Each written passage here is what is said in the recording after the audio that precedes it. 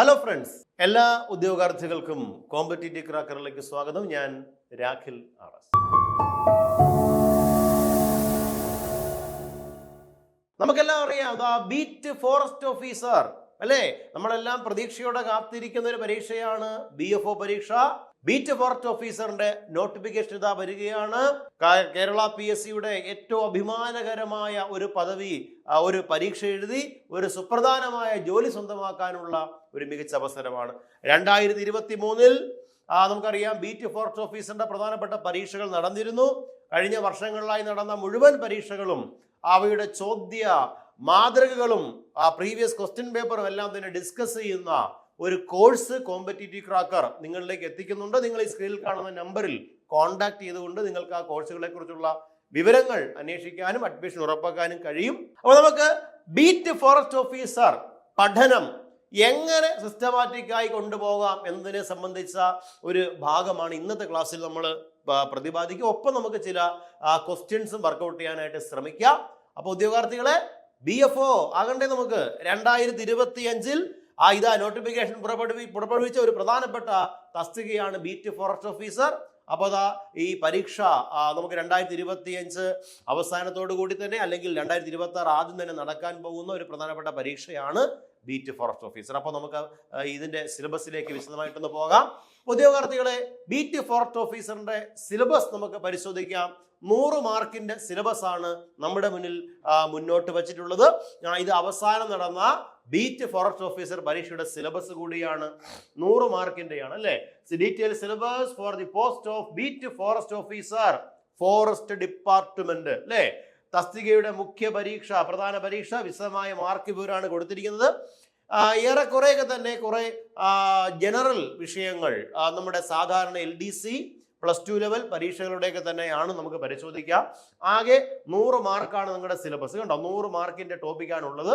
100 മാർക്കിൽ ഓരോ വിഷയത്തിന്റെ മാർക്ക് ഡിവിഷൻ എങ്ങനെയാണെന്ന് ആദ്യം നോക്കാം. ആദ്യമായിട്ടൊക്കെ കാണുന്നവർക്ക് വേണ്ടിയിട്ടാണ് ഞാൻ വിശദമായിട്ട് പറയുക. കുറെ സീനിയർ ആയിട്ടുള്ള ആളുകൾക്ക് ഇതെല്ലാം പരിചയം കാണും. നിങ്ങൾ ബോറടിക്കേണ്ട, ഒന്ന് ശ്രദ്ധിച്ച് കേട്ടുകൊള്ളുക. നോക്കുക, ആദ്യം GK ഭാഗമാണ്, പൊതുവിജ്ഞാന ഭാഗം, ആദ്യ ഭാഗം. ആ ഭാഗത്ത് ചരിത്രം, ഹിസ്റ്ററി എന്നറിയപ്പെട്ട ഭാഗമാണ്. അത് 5 മാർക്കിനാണ് സിലബസിൽ. 5 മാർക്ക്. അതായത് ഏതൊക്കെയാണ് നമുക്കറിയാം? വേൾഡ് ഹിസ്റ്ററി, ലോക ചരിത്രത്തിന്റെ കുറച്ച് ഭാഗം, ഇന്ത്യൻ ഹിസ്റ്ററി, കേരള ഹിസ്റ്ററി, എല്ലാം കൂടിയാണ് ഓർക്കണം. 5 മാർക്ക് ഉണ്ടോ? അടുത്ത 5 മാർക്ക് ഭൂമിശാസ്ത്രം, ജിയോഗ്രഫി, അതും world geography, Indian geography and Kerala geography, 5 mark, 10 മാർക്കായി ഉണ്ടോ? അടുത്ത 5 മാർക്ക് ധനതത്വശാസ്ത്രം, ഇക്കണോമിക്സുമായി ബന്ധപ്പെട്ട് അല്ലേ?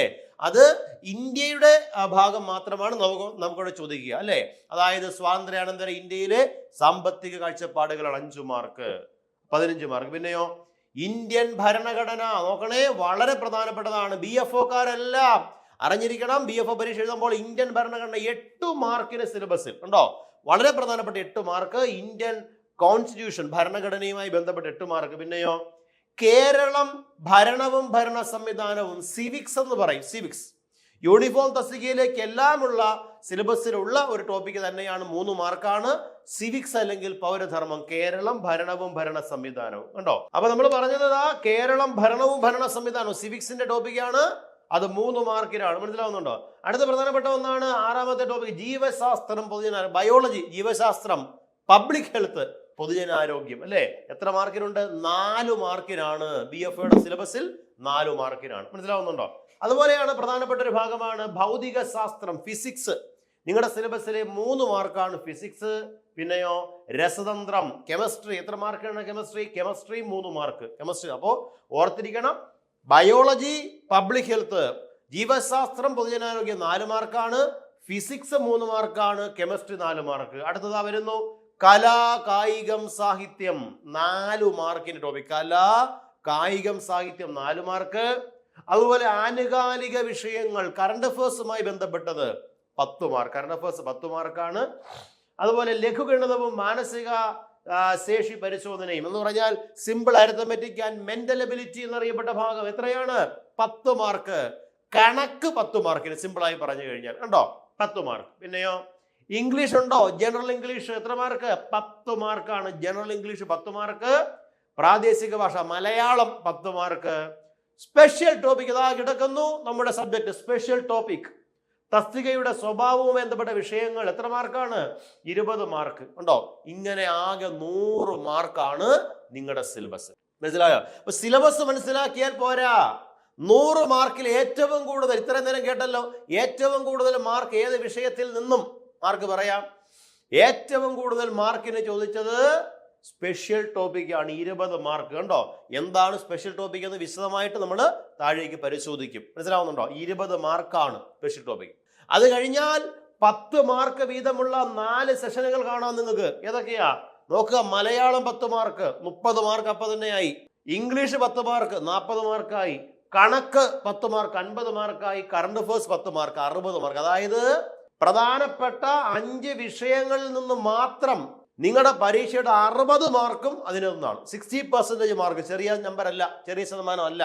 ഈ 4 വിഷയങ്ങൾ കൊടുക്കേണ്ട പ്രാധാന്യം മനസ്സിലായല്ലോ. എന്ന് പറഞ്ഞാൽ ഇത് മാത്രമേ പഠിക്കാവുള്ളൂ എന്നല്ല ഞാൻ പറഞ്ഞത്. ഈ വിഷയങ്ങൾ ഉണ്ടോ? സ്പെഷ്യൽ ടോപ്പിക്ക്, സുപ്രധാന നിയമങ്ങൾ, മലയാളം, ഇംഗ്ലീഷ്, കണക്ക്, കറണ്ട് അഫയേഴ്സ്, ഇത്രയും വിഷയങ്ങൾ. ഒപ്പം മറന്നു പോകരുത് 8 മാർക്ക് ഇന്ത്യൻ ഭരണഘടന, കോൺസ്റ്റിറ്റ്യൂഷൻ. 8 മാർക്കിന്റെ 8 മാർക്ക്. മനസ്സിലാവുന്നുണ്ടോ? അത് കഴിഞ്ഞാൽ 5 മാർക്കിന് വീതമുള്ള പ്രധാനപ്പെട്ട വിഷയങ്ങൾ 3 എണ്ണം. ഏതൊക്കെയാ? 1 history 5 mark, 2 geography 5 mark, economics 5 mark. ഓർത്തിരിക്കണം 5 മാർക്ക്.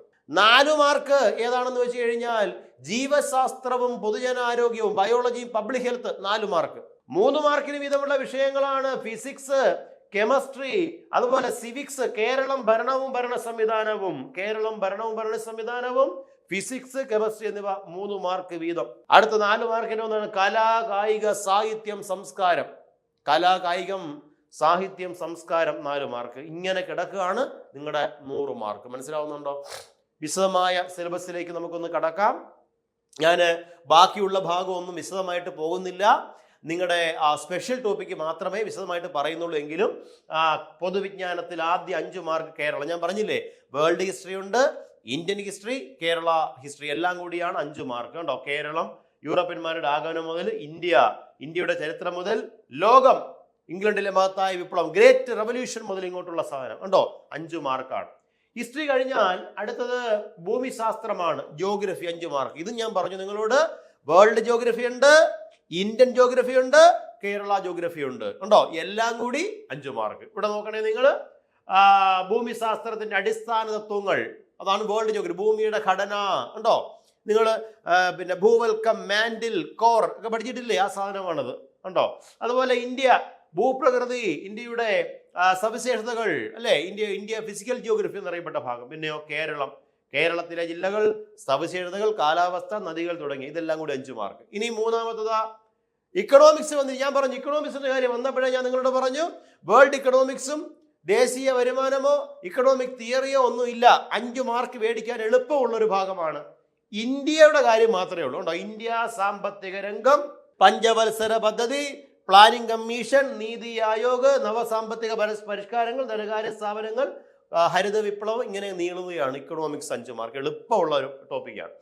പിന്നെ ഇന്ത്യൻ ഭരണഘടന.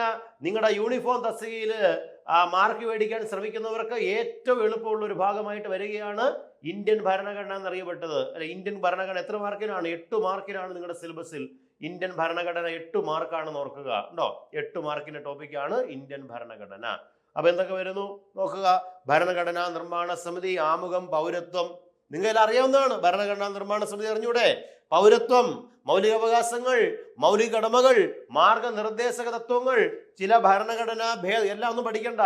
42, 44, 52, 73, 74, 86, 91 എന്നീ അമെന്റ്മെന്റുകൾ മാത്രം പഠിച്ചാൽ മതി. ഉണ്ടോ? അതെല്ലാം നിങ്ങൾ അറിഞ്ഞിരിക്കുക. പിന്നീട് പഞ്ചായത്ത് രാജ്, ഭരണഘടനാ സ്ഥാപനങ്ങളും ചുമതലകളും, union list, state list, concurrent എന്നിങ്ങനെ നീളുകയാണ്. ഭരണഘടന 8 മാർക്ക്. ഉണ്ടോ? പിന്നെയാണ് കേരള ഭരണവും ഭരണ സംവിധാനവും, കേരള അഡ്മിനിസ്ട്രേഷൻ 3 മാർക്കിന്റെ ടോപ്പിക്കാണ്. സംസ്ഥാന സിവിൽ സർവീസ്, ഭരണഘടനാ സ്ഥാപനങ്ങൾ, സാമൂഹ്യ സാമ്പത്തിക വാണിജ്യ ആസൂത്രണം, ദുരന്ത നിവാരണം, തണ്ണീർത്തട സംരക്ഷണം, ഭൂപരിഷ്കരണം, ഇങ്ങനെ നീളുകയാണ് ആ 3 മാർക്കിന്റെ ടോപ്പിക്ക്. ഉണ്ടോ?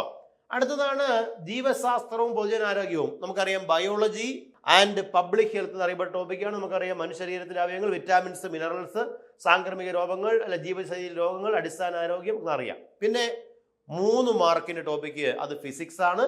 ഫിസിക്സിലെ നമുക്കറിയാം ചലനം, അല്ലേ, പ്രകാശം തുടങ്ങിയിട്ടുള്ള ബലം തുടങ്ങിയ ചാപ്റ്ററുകൾ, ഗുരുത്വാകർഷണം, താപം തുടങ്ങിയ കാര്യങ്ങൾ. ഇനി അടുത്തത് രസതന്ത്രം, കെമിസ്ട്രിയും നമുക്കറിയാം 3 മാർക്കാണ്.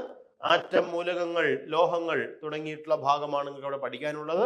പിന്നെ കല, കായികം, സാഹിത്യം, സംസ്കാരം എത്ര മാർക്കാണ്? 4 മാർക്ക്. അതും നിങ്ങൾക്ക് അറിയാവുന്ന ടോപ്പിക്കാണ്. കായികം എന്നറിയപ്പെട്ട, കല എന്നറിയപ്പെട്ട മേഖലയിൽ നമുക്കറിയാം കേരളത്തിലെ പ്രധാനപ്പെട്ട ദൃശ്യ ശ്രവ്യ കലകൾ, ഇവയുടെ ഉത്ഭവം, വ്യാപനം, പരിശീലനം, സ്ഥാപനങ്ങൾ, അല്ലേ, കേരള കലാമണ്ഡലം, കഥകളിയുടെ ആസ്ഥാനം തുടങ്ങിയിട്ടുള്ള കാര്യങ്ങളും, അതുപോലെ തന്നെ സംഗീത നാടക അക്കാദമി പോലെയുള്ള സ്ഥാപനങ്ങൾ മുതലായവയെ പറ്റിയാണ് അവിടെ പറയുക. പിന്നെ കായിക രംഗമാണ്. കായിക രംഗത്ത് വ്യക്തിമുദ്ര പതിപ്പിച്ച കേരളത്തിലെ പ്രധാനപ്പെട്ട വ്യക്തിത്വങ്ങൾ, ഇന്ത്യയിലെയും ലോകത്തിലെയും പ്രധാനപ്പെട്ട കായിക താരങ്ങൾ, അവരുടെ പ്രത്യേകതകൾ, അതുപോലെ പിന്നെ പ്രധാനപ്പെട്ട മത്സരങ്ങൾ, അവാർഡുകൾ, ട്രോഫികൾ, പ്രധാന കായിക ഇനങ്ങൾ, ഒളിമ്പിക്സ് ഉണ്ടോ, അടിസ്ഥാന വിവരങ്ങൾ മുതലായ വേദികൾ, പ്രശസ്തമായ വിജയങ്ങൾ, ഇങ്ങനെയുള്ള കാര്യങ്ങളാണ്. പാരാ ഒളിമ്പിക്സ്, വിന്റർ ഒളിമ്പിക്സ് ഒക്കെയാണ് നമുക്ക് ആ സിലബസിൽ കായികം എന്ന ഭാഗത്ത് ഉണ്ടോ. പിന്നെ വരുന്നത് എന്ന് പറഞ്ഞു കഴിഞ്ഞാൽ നാഷണൽ ഗെയിംസ് ഒക്കെ ഉണ്ട്, അതിൽ ഓർത്തിരിക്കുക. അടുത്തത് സാഹിത്യമാണ്. സാഹിത്യം ഇതെല്ലാം കൂടിയാണെന്ന് ഓർക്കണം. നിങ്ങളുടെ സിലബസിൽ എത്ര മാർക്കിനാണ്? കല, കായികം, സംസ്കാരം, അതുപോലെ സാഹിത്യം എല്ലാം കൂടിയാണ് 4 മാർക്ക് ഓർക്കണം കേട്ടോ. അത്യാവശ്യം വിശാലമായ ടോപ്പിക് ആയിട്ട് അത് മാറിയിട്ടുണ്ട്. അപ്പൊ പിന്നീട് സാഹിത്യമാണ്. മലയാളത്തിലെ പ്രധാന സാഹിത്യ പ്രസ്ഥാനങ്ങൾ, സാഹിത്യകാരന്മാർ, സംസ്കാരം, പ്രധാനപ്പെട്ട ആഘോഷങ്ങൾ, ഉത്സവങ്ങൾ, നാടൻ കലാരൂപങ്ങൾ, അല്ലേ, ഇങ്ങനെയുള്ള കാര്യങ്ങളൊക്കെയാണ് ഇവിടെ പറയുക. ഇനിയാണ് ആനുകാലിക കറണ്ട് അഫേഴ്സ് ആണ്. 10 മാർക്കാണ്. അവിടെ വേറെ ഒന്നും നമുക്കറിയാലോ, കറണ്ട് അഫേഴ്സ് ആയിട്ട് എന്തും ചോദിക്കാം. ഏറ്റവും പുതിയ അപ്ഡേഷൻ ഉൾപ്പെടെയുള്ള കാര്യങ്ങൾ, അല്ലേ, 2025 മരണപ്പെട്ട പ്രധാനപ്പെട്ട വ്യക്തിത്വങ്ങൾ, അവാർഡുകൾ, പ്രധാനപ്പെട്ട പുരസ്കാരങ്ങൾ, പ്രധാനമായി ഉണ്ടായ കാലാവസ്ഥ വ്യതിയാനങ്ങൾ, ദുരന്തങ്ങൾ, ഉണ്ടായ വികസന പദ്ധതികൾ, സാമ്പത്തിക പരിഷ്കാരങ്ങൾ, യുദ്ധതന്ത്രങ്ങൾ, യുദ്ധ നീക്കങ്ങൾ, സാമ്പത്തിക പിന്നെ പ്രതിസന്ധികളെ കുറിച്ച്, പുതിയ നയങ്ങളെക്കുറിച്ച്, പുതിയ സ്ഥാപനങ്ങളുടെ രൂപീകരണത്തെക്കുറിച്ച്, പുതിയ ചുമതലക്കാരെ കുറിച്ച്, അധികാര സ്ഥാപനത്തിൽ എത്തിയ ആളുകളെ കുറിച്ച്, തിരഞ്ഞെടുപ്പ് രംഗത്തെക്കുറിച്ച്, മനസ്സിലാവുന്നുണ്ടോ, ആ വാർത്തകളെ കുറിച്ച്, വാർത്തയിൽ നിറഞ്ഞു നിന്ന പ്രധാനപ്പെട്ട വ്യക്തിത്വങ്ങൾ, കൃതികൾ, ഇതെല്ലാം ചോദിക്കും. അപ്പൊ അതെല്ലാം കറണ്ട് അഫേഴ്സ് ആയിട്ട് വരികയാണ്. 10 മാർക്ക് ഉണ്ടോ. ഇനിയാണ് ലഘുഗണിതവും മാനസിക ശേഷിയും നിരീക്ഷണ പാഠവും. അറിയാമല്ലോ, മെന്റൽ എബിലിറ്റി, അതുപോലെ തന്നെ നമ്മുടെ സാധാ സിമ്പിൾ അരിത്തമെറ്റിക്കും കൂടെ 10 മാർക്കാണ്. അതിൽ 5 മാർക്ക് വീതം, 5 മാർക്ക് സിമ്പിൾ അരിത്തമെറ്റിക്കും 5 മാർക്ക് മെന്റൽ എബിലിറ്റി ആണെന്ന് നിങ്ങൾക്ക് അറിയാം. പിന്നെ ഇംഗ്ലീഷും അതുപോലെ 5 മാർക്കാണ്. ഇംഗ്ലീഷിന്റെ പ്രധാനമായിട്ട് നമുക്ക് ഇംഗ്ലീഷ് ഗ്രാമറാണ് ആ ഭാഗത്ത്. ജനറൽ ഇംഗ്ലീഷിന്റെ ആദ്യ ഭാഗം ഇംഗ്ലീഷ് ഗ്രാമറാണ്. 2ാം ഭാഗം നമുക്കറിയാവുന്ന പോലെ തന്നെ ഒക്കാബുലറി എന്നറിയപ്പെട്ട ഭാഗമാണ്. ഇങ്ങനെ 2 ഭാഗങ്ങളാണ്. ഒക്കാബുലറി 5 മാർക്ക് ഓർത്തിരിക്കണം, സിമ്പിൾ ഗ്രാമർ 5 മാർക്ക്. അങ്ങനെ 10 മാർക്കാണ് നമ്മുടെ ഇംഗ്ലീഷ്, നിങ്ങൾക്ക് അറിയാം. പിന്നെ അതുപോലെ തന്നെ അടുത്തത് മലയാളം 10 മാർക്കാണ്. മലയാള വ്യാകരണം 10 മാർക്കാണ്. നിങ്ങളുടെ സിലബസിലെ 10 മാർക്കാണെന്ന് ഓർക്കുക. ഓക്കെ ആണല്ലോ പറഞ്ഞത്. ഇത്രയാണ് കോമൺ ആയിട്ട് നമ്മൾ പറഞ്ഞത്. ഇനിയാണ് നമ്മൾ വിശദമായിട്ട് പരിശോധിക്കാൻ പോകുന്ന നിങ്ങളുടെ സിലബസ്. ഏതാണ്? 100 മാർക്കിന്റെ സിലബസിലെ ഏറ്റവും പ്രധാനപ്പെട്ട ഭാഗമാണ് സ്പെഷ്യൽ ടോപ്പിക്ക്. സുപ്രധാനമായ, അതായത് തസ്തികയുടെ, ജോലിയുടെ സ്വഭാവവുമായി ബന്ധപ്പെട്ട പ്രധാനപ്പെട്ട വിഷയങ്ങൾ 20 മാർക്കാണ് നിങ്ങളുടെ സിലബസിലെ ടോപ്പിക് എന്ന് ഓർക്കുക. അപ്പോൾ ഇവിടെ ആദ്യ ഭാഗത്ത് നമുക്ക് ഈ സ്പെഷ്യൽ ടോപ്പിക്കിൽ എന്താണ്? ജോലിയുടെ തസ്തിക. അപ്പൊ നമുക്ക് ഇവിടെ BNS-ഉം പോലീസിന്റെ പോലെ BNSS-ഓ പഴയ CRPCക്ക് പകരം വന്ന നിയമങ്ങളൊന്നും നമുക്ക് വേണ്ട. നമുക്കിവിടെ വനം, വന്യജീവി സംരക്ഷണം, വനപരിപാലനമൊക്കെ ആണല്ലോ ഈ ബീറ്റ് ഫോറസ്റ്റ് ഓഫീസർമാരുടെ ചുമതല, അല്ലേ?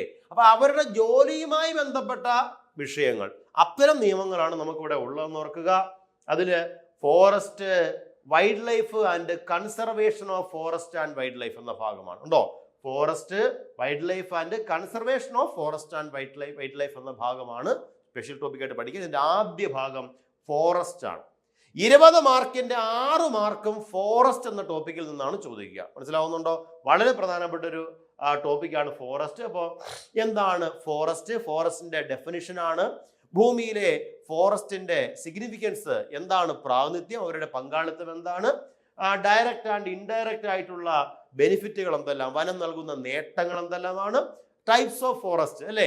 ഒരുപാട്, നിങ്ങൾ ട്രോപ്പിക്കൽ ഫോറസ്റ്റ്, റെസിഡിയൽ ഫോറസ്റ്റ്, അതുപോലെ തന്നെ ഡെൻസ് ഫോറസ്റ്റ് കേട്ടില്ലേ നിങ്ങൾ, സബ് ട്രോപ്പിക്കൽ ഫോറസ്റ്റ് കേട്ടിട്ടില്ലേ നിങ്ങൾ, അതായത് ഇടതൂർന്ന വനങ്ങൾ, ഹരിത വനങ്ങൾ എന്നൊക്കെ പറഞ്ഞുള്ള. അപ്പൊ ഇത്തരത്തിലുള്ള വനങ്ങൾ ഏതെല്ലാമാണ്, അതിന്റെ ടൈപ്സ് ഏതെല്ലാമാണ്, കേരളത്തിൽ കാണപ്പെടുന്ന വനങ്ങളുടെ പ്രത്യേകത ഏതെല്ലാം തരത്തിലാണ് വനങ്ങൾ, പിന്നെയോ ഫോറസ്റ്റ് ബയോഡൈവേഴ്സിറ്റി പ്രധാനപ്പെട്ടത്, കേരളത്തിൽ കാണപ്പെടുന്ന അപൂർവ ഇനം സസ്യജാലങ്ങൾ കാണപ്പെടുന്നത്, അപൂർവ ഇനം മരങ്ങൾ കാണപ്പെടുന്നത് അല്ലെ, സെന്തുരുണി വന്യജീവി സങ്കേതത്തിൽ കാണപ്പെടുന്ന വനമാണ്, വൃക്ഷമാണ് സെന്തുരുണി ഒക്കെ ചോദിച്ചിട്ടുണ്ട്. ഏത് ജില്ലയിലാണെന്നൊക്കെ ചോദിച്ചിട്ടുണ്ട്. ഏത് ജില്ലയിലാണ്? തിരുവനന്തപുരം ജില്ലയിലാണ് അല്ലേ, നമ്മൾ കേട്ടിട്ടുണ്ട് സെന്തുരുണി വന്യജീവി സങ്കേതം പോലെയുള്ള. അപ്പൊ ഇങ്ങനെയുള്ള പ്രധാനപ്പെട്ട വൃക്ഷലതാദികളെ കുറിച്ചും അപൂർവ സസ്യങ്ങളെ കുറിച്ചുള്ള. പിന്നെ വെസ്റ്റേൺ ഘട്ട്സ് അറിയാമല്ലോ, അതിവിശാലമായ ഒരു ടോപ്പിക്കാണ് പശ്ചിമഘട്ടം അല്ലേ. കേരളത്തിലെ ഏറ്റവും ഉയരം കൂടിയ കൊടുമുടിയുള്ളത് പശ്ചിമഘട്ടത്തിലാണ്. പേരെന്താ? ആനമുടി, നമുക്കറിയാം. അതുപോലെ തന്നെ natural history and significance, state of the forest, അതുപോലെ തന്നെ global, Indian and Kerala scenario. അത് Kerala scenario, Indian scenario and world scenario. എന്തിനെ കുറിച്ച്? വനത്തെ കുറിച്ചുള്ള, കേരളത്തിന്റെ ഇന്ത്യയുടെയും അതുപോലെ തന്നെ പിന്നീട് ലോകത്തിന്റെയും വന അവസ്ഥയെക്കുറിച്ചുള്ള ഒരു സിനാരിയോ നിലവിൽ എന്താണെന്നുള്ളതാണ്. അതുപോലെ തന്നെ തീം ആൻഡ് പിന്നീട് philosophy, national and international organisations in forestry, ഫോറസ്ട്രിയുമായി ബന്ധപ്പെട്ട അന്താരാഷ്ട്ര സംഘടനകൾ, കൂട്ടായ്മകളെ കുറിച്ചെല്ലാം തന്നെ ഇങ്ങനെയുള്ള important events, dates related forest. വനദിനം എന്താണെന്ന് അറിയാമല്ലോ, വന ജല കാലാവസ്ഥ ദിനങ്ങളൊക്കെ പഠിച്ചിട്ടില്ലേ, ഡേറ്റുകളൊക്കെ ഇങ്ങനെ കോഡ് പഠിച്ചിരിക്കുക. അപ്പൊ അത്തരം ഡേറ്റുകളെ കുറിച്ചൊക്കെ പറയാം. Climate changes, mitigation and forest തുടങ്ങിയ ഭാഗങ്ങളാണ് നമുക്ക് ഫോറസ്റ്റ്. അപ്പൊ നിങ്ങളുടെ സിലബസിൽ 6 മാർക്ക്, ഈ സ്പെഷ്യൽ ടോപ്പിക്കിന്റെ 20 മാർക്കിൽ ഏറ്റവും കൂടുതൽ സ്കോർ ചെയ്യാൻ പറ്റുന്ന ഒരു ഭാഗമാണ് ഫോറസ്റ്റ്. 6 മാർക്കാണ് കേട്ടോ. അടുത്തത് ഇത് വലിയ പാടുള്ള ടോപ്പിക്കല്ല, 7 മാർക്കാണ്. വൈൽഡ് ലൈഫ് കണ്ടോ.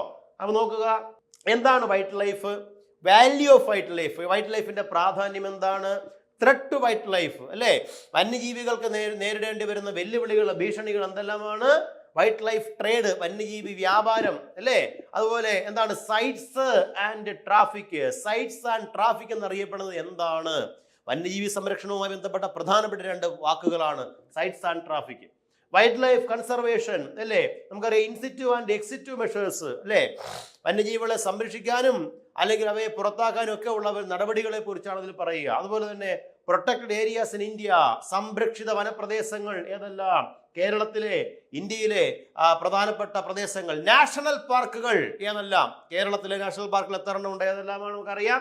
വൈൽഡ് ലൈഫ് സാഞ്ചുറീസ് ഏതെല്ലാം അല്ലേ, കമ്മ്യൂണിറ്റി റിസർവേഴ്സ് ഏതെല്ലാമാണ്, കൺസർവേഷൻ റിസർവേഴ്സ് ഏതെല്ലാമാണ് അല്ലേ, അതുപോലെ MAB and concept of biosphere റിസർവുകൾ എന്നറിയപ്പെടുന്നത് ഏതെല്ലാം, എന്താണ് പ്രത്യേകത, ഇങ്ങനെയുള്ള കാര്യങ്ങളാണ്. നോക്കുക, threatened and endemic species of Western ഘട്ടിലെ അപൂർവ ഇനം സ്പീഷീസിനെ സംരക്ഷിച്ച് നിർത്തിയിട്ടുള്ള പ്രദേശങ്ങൾ ഏതെല്ലാമാണ്. നിങ്ങൾ കേട്ടി നക്ഷത്രാമകളെ കാണപ്പെടുന്ന വന്യജീവി സങ്കേതം ചോദിക്കാറുണ്ട്, ചാമ്പൽ മലയണ്ണാനുകളെ കാണപ്പെടുന്ന സ്ഥിരം ചോദ്യങ്ങളാണെന്നൊക്കെ, വരയാടുകളെ കാണപ്പെടുന്ന വന്യജീവി സങ്കേതം കേട്ടിട്ടുണ്ടോ നിങ്ങൾ ഈ ചോദ്യങ്ങളൊക്കെ. ഇതെല്ലാമാണ് നമുക്കറിയാം സ്പീഷീസ്, വംശനാശം സംഭവിച്ചുകൊണ്ടിരിക്കുന്ന ജീവികളുടെ സംരക്ഷണം.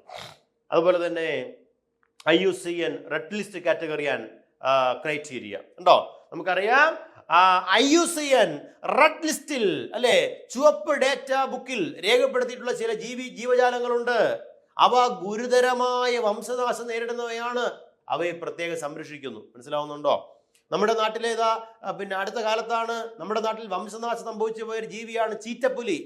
അങ്ങനെയാണ് നമ്മുടെ പ്രധാനമന്ത്രി 2-3 ചീറ്റകളെയൊക്കെ കൊണ്ടുവന്ന് പിന്നെ ദേശീയോദ്യാനത്തിൽ വിട്ട കഥയൊക്കെ നമ്മൾ വലിയ വാർത്തയാണ്, വായിച്ചിട്ടുണ്ട് നമ്മൾ ഇല്ലേ, ഉണ്ട്. അപ്പൊ ഇത്തരം കാര്യങ്ങളാണ് വൈൽഡ് ലൈഫ് എന്ന ഭാഗത്ത് നമ്മൾ പഠിക്കുക. 7 മാർക്കാണ്. നമുക്കത് വളരെ രസകരമായി തന്നെ പഠിച്ചു പോകാൻ പറ്റുന്ന ഒരു ടോപ്പിക്കാണ്. നിങ്ങളുടെ 7 മാർക്ക് കിട്ടിയോ?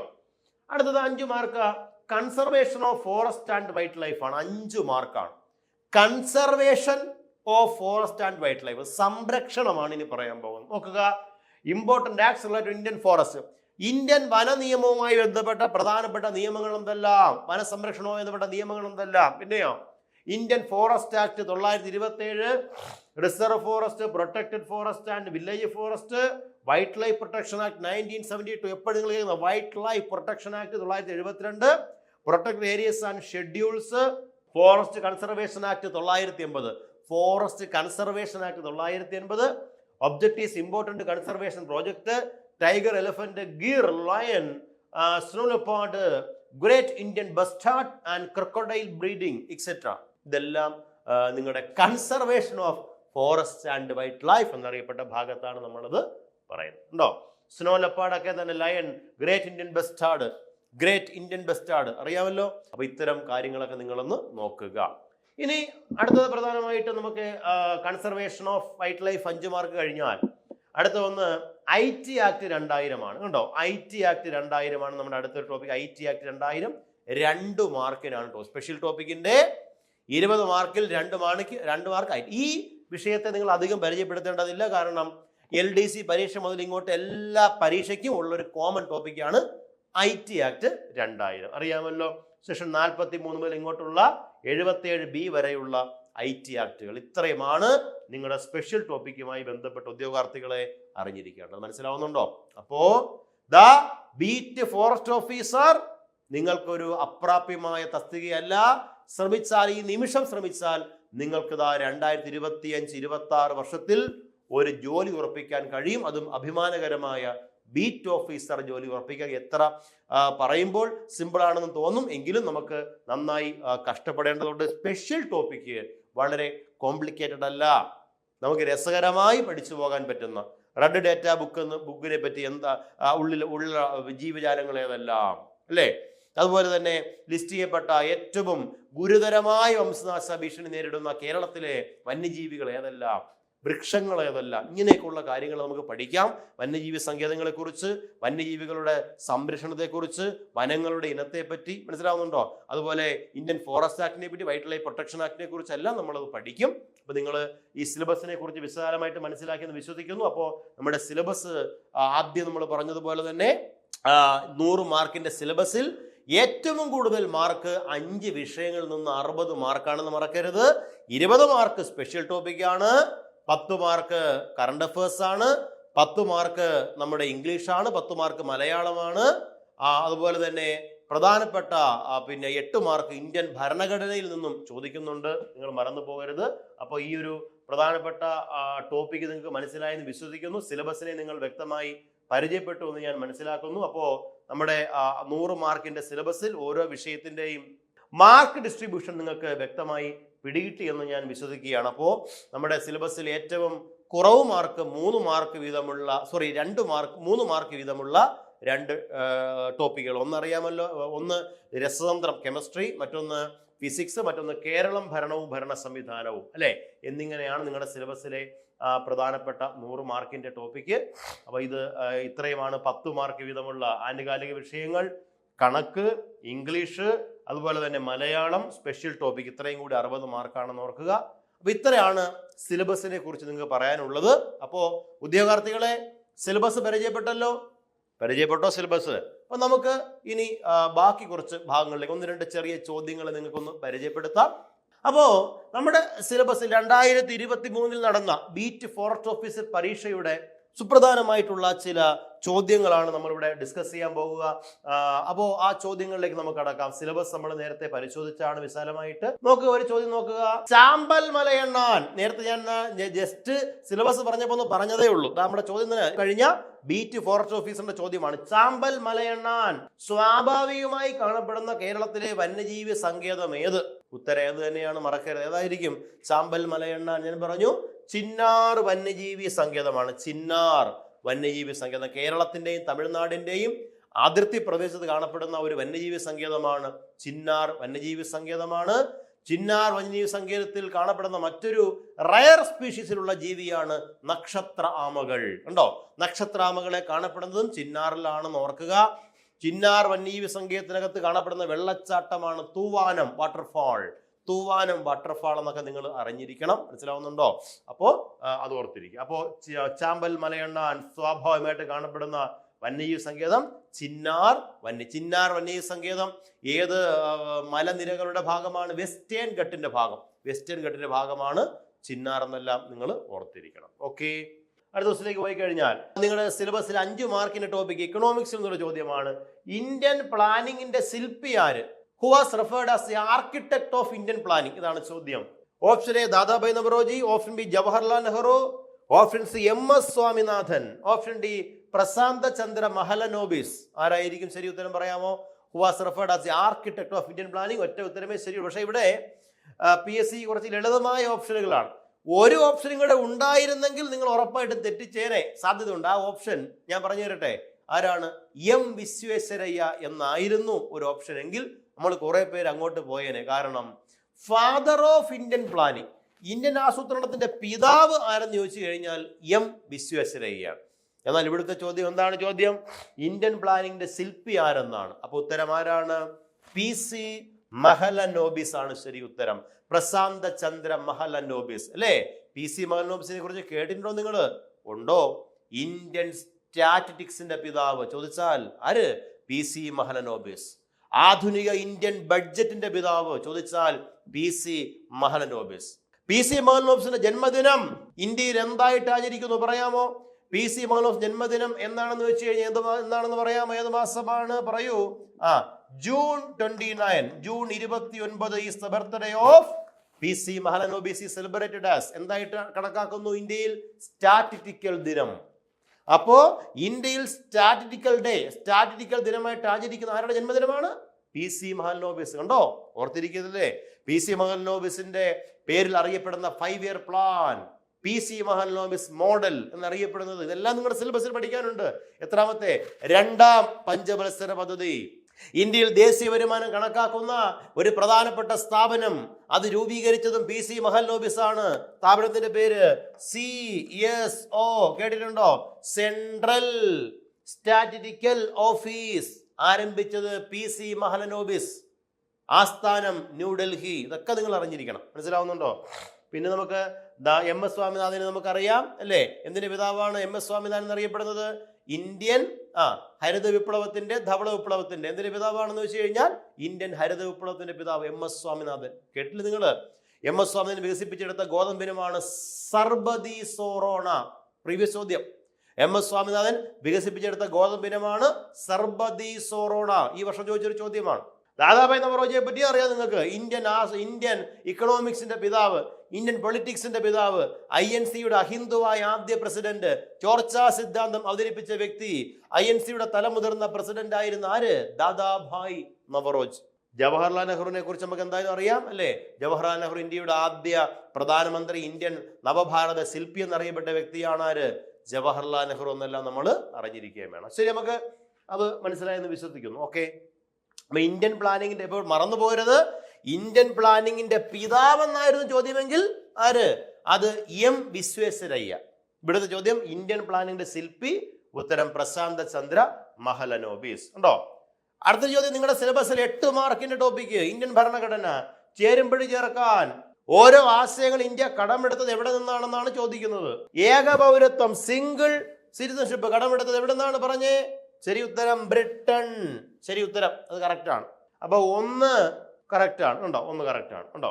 അപ്പോ ശരിയായ ജോഡി കണ്ടെത്താനാണ്. അപ്പൊ 1 കറക്റ്റാണ്, 1 ശരിയായ ജോഡിയാണ്. ഓക്കെ. ഭരണഘടനാ ഭേദഗതി കടമെടുത്തത്, കോൺസ്റ്റിറ്റ്യൂഷണൽ അമെൻമെന്റ്, കാനഡ. അത് തെറ്റല്ലേ? അല്ലേ? ഭരണഘടനാ ഭേദഗതി കടമെടുത്തത് എവിടെ നിന്നാണ്? South Africa. ദക്ഷിണാഫ്രിക്കയിൽ നിന്നാണ് ഭരണഘടനാ ഭേദഗതി. അപ്പൊ ഇവിടെ തെറ്റ്. ഇത് തെറ്റായ ജോഡി. ഇത് തെറ്റ്. ഉണ്ടോ? അടിയന്തരാവസ്ഥ, എമർജൻസി കടമെടുത്തത് എവിടെ നിന്ന്? ഉത്തരം ഓസ്ട്രേലിയ. ശരിയാണോ തെറ്റാണോ? അടിയന്തരാവസ്ഥ എന്ന ആശയം ഇന്ത്യ കടമെടുത്തത് ഓസ്ട്രേലിയയിൽ നിന്നാണോ? അല്ല. അത് തെറ്റായ ഒരു ഇതാണ്. അടിയന്തരാവസ്ഥ കടമെടുത്തത്, മറന്നുപോകരുത്, ജർമ്മനി.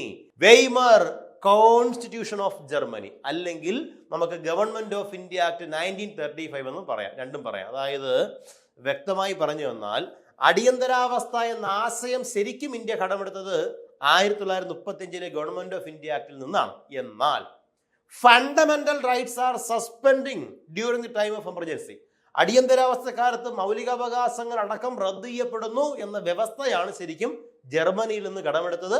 രണ്ടായാലും ഇത് തെറ്റാണ്. ഓസ്ട്രേലിയയിൽ നല്ല, അതുകൊണ്ട് അടിയന്തരാവസ്ഥ ഓസ്ട്രേലിയ, അത് തെറ്റിപ്പോയി. ഉണ്ടോ? നോക്കുക, മൗലിക അവകാശങ്ങൾ കടമെടുത്തത്, മൗലിക കടമകൾ, ഫണ്ടമെന്റൽ ഡ്യൂട്ടിയാണ് കടമെടുത്തത് USSRൽ നിന്ന്. USSR എന്ന് പറഞ്ഞാൽ പഴയ സോവിയറ്റ് യൂണിയൻ, അതായത് റഷ്യ. ഇതെല്ലാം ഒന്നാണ്. അത് ശരിയാണ്. ഉണ്ടോ? അപ്പൊ 4ാമത്തെ സ്റ്റേറ്റ് ജോഡിയും ശരി. അപ്പൊ ശരിയായ ജോഡി കണ്ടെത്താനാ പറഞ്ഞു. ഏതൊക്കെയാ ശരിയായ ജോഡി? 1 ശരിയാണ്, 4 ശരി. 1, 4 ജോഡികൾ ശരിയാണ്. അങ്ങനെ ഒരു ഓപ്ഷൻ ഉണ്ടോ ഇവിടെ? ഉണ്ടോ ഇല്ലയോ? ഉണ്ടല്ലേ. ഏതാണ്? Option D. കണ്ടോ? ഓപ്ഷൻ ഡി ആണ് ഇവിടുത്തെ ശരി ഉത്തരം. മനസ്സിലായോ? അപ്പൊ ഇന്ത്യൻ ഭരണഘടന കടമെടുത്ത ആശയങ്ങൾ എന്നറിയപ്പെട്ട ഒരു ഭാഗമാണ് അവിടെ ചോദിച്ചത്. കടം കൊണ്ട ഖായ്. അപ്പൊ ഇന്ത്യൻ ഭരണഘടന ഏറ്റവും കൂടുതൽ ആശയങ്ങൾ കടമെടുത്ത നിയമം ഗവൺമെന്റ് ഓഫ് ഇന്ത്യ 1935. ഇന്ത്യൻ ഭരണഘടന ഏറ്റവും കൂടുതൽ ആശയങ്ങൾ കടമെടുത്ത രാജ്യം ബ്രിട്ടൻ. ഓർത്തിരിക്കുമല്ലോ. ശരി. അപ്പൊ നമ്മുടെ ബീറ്റ് ഫോറസ്റ്റ്, ഇതെല്ലാം ഈ അവസാനം നടന്ന ബീറ്റ് ഫോറസ്റ്റ് ഓഫീസറിന്റെ ക്വസ്റ്റ്യൻസ് ആണ്. നിങ്ങളെ ക്വസ്റ്റ്യൻ പേപ്പർ എടുത്ത് ചെയ്ത് നോക്കണം. ബാക്കി ക്വസ്റ്റ്യൻസ് നമ്മൾ ക്ലാസ്സുകളിൽ നമ്മൾ വർക്കൗട്ട് ചെയ്യും. ഓക്കെ. ചെറുഭരണഘടന എന്നറിയപ്പെടുന്ന ഭേദഗതി, ഇതെല്ലാവർക്കും അറിയാവുന്ന ചോദ്യമാണ്. മിനി കോൺസ്റ്റിറ്റ്യൂഷൻ, ലഘുഭരണഘടന, ചെറുഭരണഘടന, ഏതാണ് അറിയപ്പെടുന്നത്? 42ാം ഭരണഘടനാ ഭേദഗതി. മറന്നുപോകരുത്. ചെറുഭരണഘടന എന്നറിയപ്പെടുന്ന, മിനി കോൺസ്റ്റിറ്റ്യൂഷൻ എന്നറിയപ്പെട്ട ഭരണഘടനാ ഭേദഗതിയാണ് 42nd. ഏത് വർഷമാണ്? 1976. കണ്ടോ? 1976ലെ 42ാം ഭേദഗതി. 76ലെ 42ാം. എന്തുകൊണ്ടാണ് ഈ അമെൻമെന്റിനെ മിനി കോൺസ്റ്റിറ്റ്യൂഷൻ എന്ന് വിളിക്കാൻ കാരണം? എന്താണ് കാരണം? ഇറ്റ് ഈസ് ദ ഓൺലി അമെൻമെന്റ് which amend all the sensitive areas of the constitution. That's why this amendment also referred as mini constitution. അതായത് ഇന്ത്യൻ ഭരണഘടനയുടെ തന്ത്രപ്രധാനമായ, മർമ്മപ്രധാനമായ എല്ലാ കേന്ദ്രങ്ങളെയും സ്പർശിക്കുന്ന സർവതല സ്പർശിയായ ഒരേ ഒരു ഭേദം. നമുക്കറിയാം 42 അമെൻമെന്റിലൂടെ ഒരുമിച്ച് തന്നെ 10-12ഓളം കാര്യങ്ങളാണ് മാറ്റം വരുത്തിയത് അല്ലേ? അതുകൊണ്ടാണ് മാത്രമല്ല, ഇറ്റ് ഈസ് ദ ഓൺലി അമെൻമെന്റ് which amend the preamble. ശരിയല്ലേ പറഞ്ഞത്? എന്താ പറയുക? ആമുഖത്തിൽ, ഭരണഘടന ആമുഖത്തിൽ ഭേദഗതി വരുത്തിയ ഒരേ ഒരു അമെൻമെന്റ് ഏതാണ്? 42. ഒരുപാട് പ്രത്യേകത, ഒരുപാടുണ്ട്. അപ്പോ അതുകൊണ്ടൊക്കെയാണ് 42ാം ഭേദഗതിയെ മിനി ഭരണഘടന, ലഘു ഭരണഘടന, ചെറു ഭരണഘടന എന്നെല്ലാം വിളിക്കാൻ കാരണം. ഓക്കെ ആണോ നിങ്ങൾക്ക് പറഞ്ഞത്? ഉദ്യോഗാർത്ഥികളെ, നമ്മൾ ഈ ബീറ്റ് ഫോറസ്റ്റ് ഓഫീസറിന്റെ ഏറ്റവും അവസാനത്തെ ചോദ്യപേപ്പറിന്റെ കുറെ ചോദ്യങ്ങളാണ് പറഞ്ഞത്. നമുക്ക് ഒരു ചോദ്യങ്ങൾ നോക്കാം. ഭരണഘടനാ നിർമ്മാണ സമിതിയുമായി ബന്ധപ്പെട്ട് ശരിയായ പ്രസ്താവനകൾ ഏതെല്ലാം? നോക്കുക. 1, ക്യാബിനറ്റ് മിഷന്റെ ശുപാർശ പ്രകാരം സ്ഥാപിക്കപ്പെട്ടു. ശരിയാണോ? ഈ പ്രസ്താവന ശരിയാണ്. പിന്നെയോ, ലക്ഷ്യപ്രമേയം അവതരിപ്പിച്ച ജവഹർലാൽ നെഹ്റു ആണ്. ശരിയാണോ? ശരിയല്ലേ? ആണ്. ഈ ലക്ഷ്യപ്രമേയമാണ് ആമുഖമായി മാറിയത്. നെഹ്റു അവതരിപ്പിച്ചത് 46 ഡിസംബർ 13. അത് ശരി. പിന്നെയോ, ആദ്യ സമ്മേളനത്തിൽ അധ്യക്ഷത വഹിച്ചത് ഡോക്ടർ രാജേന്ദ്ര പ്രസാദ് ആണ്. ആദ്യ സമ്മേളനത്തിൽ അധ്യക്ഷത വഹിച്ചത് ഡോക്ടർ രാജേന്ദ്ര പ്രസാദ് ആണ്. ശരിയോ തെറ്റോ? അത് തെറ്റല്ലേ? നമ്മൾ പഠിച്ചിട്ടുണ്ട്. ആദ്യ സമ്മേളനത്തിൽ ടെമ്പററി പ്രസിഡന്റായി സച്ചിദാനന്ദ സിൻഹ എന്ന തലമുതിർന്ന ഒരു നേതാവാണ് അധ്യക്ഷനായത്. കണ്ടോ? 4, ഭരണഘടനാ ഉപദേശകൻ ഡോക്ടർ BR അംബേദ്കർ ആയിരുന്നു. ശരിയാണോ? അല്ല.